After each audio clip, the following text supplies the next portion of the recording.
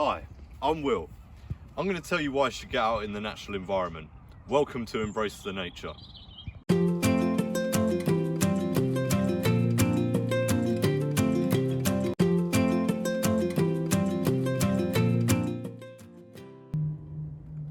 Sunlight is a good source of vitamin D and serotonin, which boosts energy, positivity and focus throughout the day.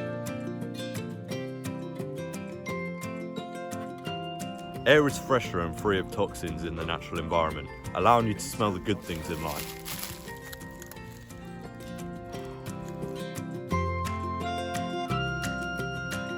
Walking is also a good exercise for your blood circulation without putting any strain on your heart.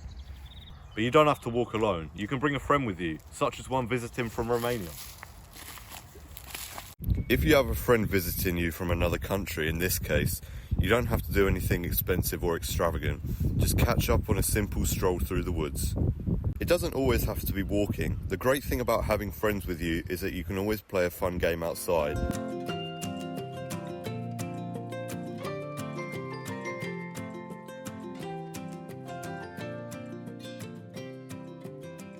So get that sunlight, breathe that fresh air in, and get yourself out on a walk.